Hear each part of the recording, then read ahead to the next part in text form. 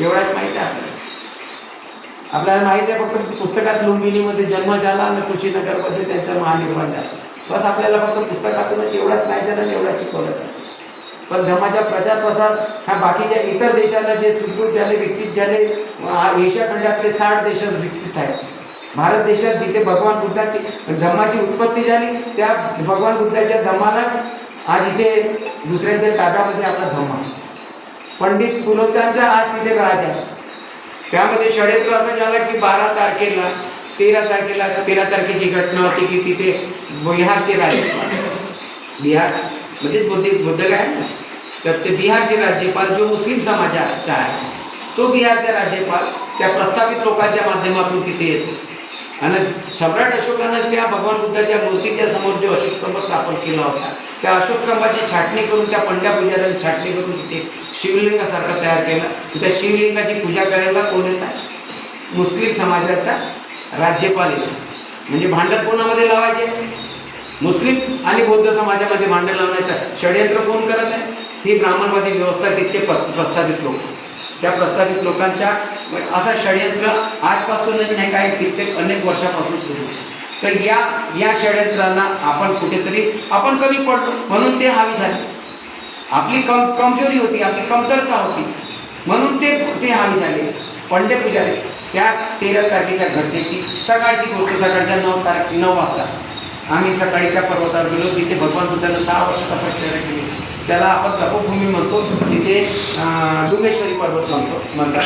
त्या डुंगेश्वरी पर्वतावर त्यांनी इतके म्हणजे हे करून ठेवलं आहे तिथे की भगवान बुद्धाची मूर्ती दिसत नाही तिथे. भगवे कपडेनं त्या कसे विकृत करून ठेवलं आहे तर तिथे त्यांनी पूर्ण नारळाचे सकाळी पायऱ्या चढतो ना जसे बोमलेश्वरी कधी गेले असेल तर तिथे नारळ इकडे दुकानं म्हणजे त्या भगवान बुद्धाला पूर्ण त्यांनी असं वाटतं की आपण कोणत्या पंढरपूरच्या मंदिरात किंवा शिर्डीच्या साईबाबाच्या मंदिरात तिथे चाललं त्या तपोभूमीवर जिथे भगवान बुद्धानं 6 वर्ष तपस्या केली त्याच्याकडे पाठवा.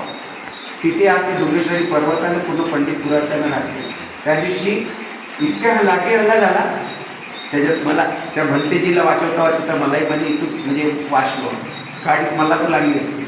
मी तेही व्हिडिओ व्हायरल केला होता, तिथूनच युद्धगायावरून व्हायरल केला होता आणि तेही घातलं. म्हणजे भंतेजीवर सुद्धा त्यांनी त्या लोकांना म्हणजे हल्ले केले होते. म्हणजे इतके निष्ठुर, इतके आता काय म्हणता येईल त्या भाषेमध्ये, तर इतके जठर झाले आहे तिथे. मग आपल्या लोकांची कमजोरी आहे तिथे. बिहारमध्ये आपला एवढा मोठा समाज आहे, आंबेडकरवादी समाज आहे, पण आज आपण महाराष्ट्रात खूप असं चांगल्या स्थितीमध्ये आपण आपल्या बिहारामध्ये आपल्याला असा म्हणजे आनंद वाटतो.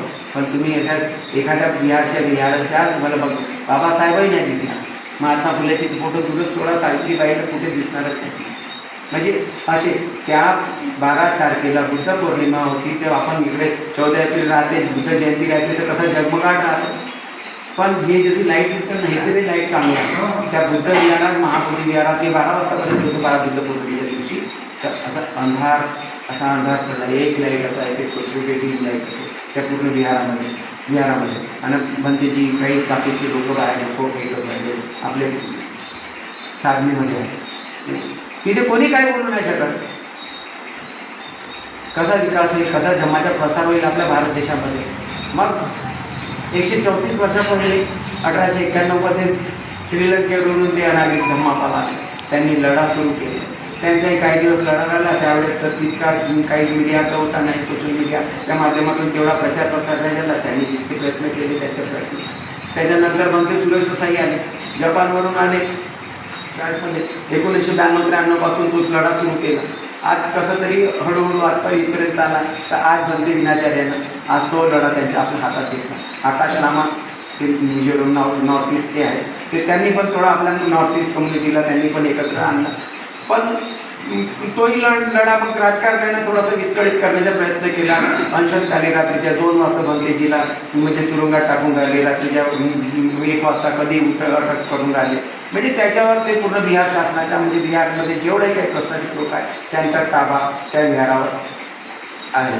बिहारावर ताबा असण्याचं कारण काय असेल शेटे साहेब सांगितलेच नंतर. पण म्हणण्याचा अर्थ की त्यांचा ताबा याच्यासाठी काहीतरी माहिती म्हणजे त्यांचं काहीतरी साधन संपन्न म्हणजे साधन त्यांचं मिळत आहे. त्या बिहारातून त्यांना काहीतरी प्राप्त होत आहे, काहीतरी मोठी देणगी काहीतरी मिळत आहे. त्यांची अर्थव्यवस्था चालत आहे तिथे. तुम्ही पाहाल ना त्या बिहाराच्या आजूबाजूला तर इतके दुकानं थाटके आहेत. आधी तर म्हणतात की ते 40 हेक्टर जमीन होती म्हणतात बुद्धगयामध्ये. त्या बुद्धगयाच्या ह्याच्यात 40 हेक्टर. आता तुम्ही पाहाल ना तर 150 मीटर म्हणजे असं 1 एकरही जागा तुम्हाला दिसणार नाही तिथे. म्हणजे अशी स्थिती तिथे बुद्धगयामध्ये झाली. तर त्याच्यात म्हणजे कोणाच्या आज बिहारमध्ये आज आपली आंबेडकरवादी जनता नाही आहे, कोणी सांभाळलं नाही आजपर्यंत. ते बिहार आता तसेच पडून नाही ते लोक खाली झाले.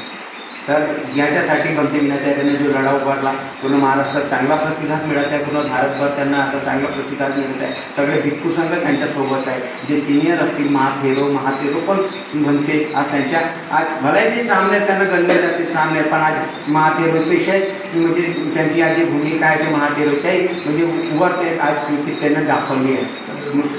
आज त्यांना आपले सौभाग्य चांगले की जे ताडोब्याचे जे एकदम म्हणजे साधी पुरुष म्हणता येईल की त्यांना म्हणजे चांगला सखोल ज्ञान आहे धम्माच्या, ते आज आपल्या धर्तीवर तिगडामध्ये येत आहेत. परंतु ज्ञानज्योती महाथेरो ते आणि त्यांच्याही धम्मदेशनाचा आपण सर्वांनी लाभ घ्यावा आणि म्हणजे बहुसंख्येने आपण सगळे उपस्थित राहाल. लहान मुलं बुजुर्ग जे काही ताप असेल दुखणं असेल कोणी मृत्यू झाले ते सोडून द्या. थोडं लग्न असेल लग्नही सोडून द्या.